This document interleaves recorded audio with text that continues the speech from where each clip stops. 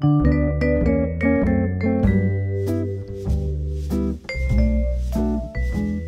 everyone, this is Sandy. Welcome back to Easy Cooking. So today I'm going to be showing you how to make a really easy and delicious Mexican sauce. This one is called Salsa Macha. It's made with Chile de Árbol, so it's really spicy. I really recommend it.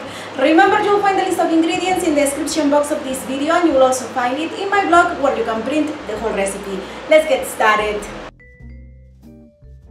In a large skillet on medium-low heat, we're going to heat up 2 tablespoons of extra virgin olive oil, and we're going to toss the chilies together with the garlic cloves. I left the skin on the garlic cloves to prevent them from getting too brown. We will remove the skin later. So we're going to toss these for about 40 seconds, stirring them frequently. After 40 seconds, now we're going to add in the unsalted peanuts. Continue to stir for another 40 seconds. And then after 40 seconds, we're going to remove everything from the skillet. Place the peppers and the peanuts in the blender for now. And then I'm going to add in the garlic back into the skillet, so it will continue to get softer. Into the skillet, we will also add in the sesame seeds, and we will also add in a little more oil, another 2 tablespoons or so. Continue to stir for another 40 seconds.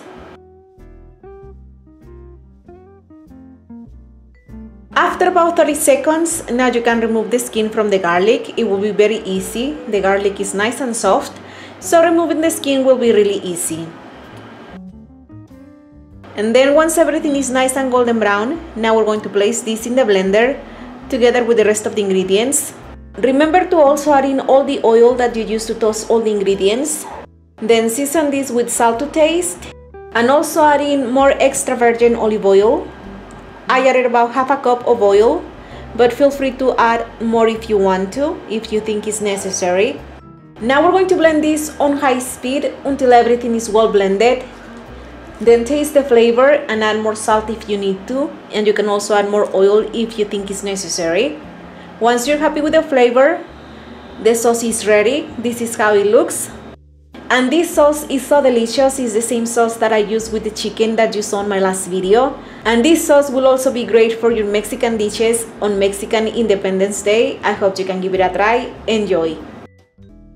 To print this and some other delicious recipes, please don't forget to visit my blog. The link is going to be down below. And remember to also follow me on Facebook, on Twitter, on Instagram, on Pinterest. I'm everywhere, so all the links are going to be down below. If you want, you can check them out. And of course, don't forget to subscribe to the channel to be notified of future updates. Thank you so much for watching, and I'll see you next time. Bye bye!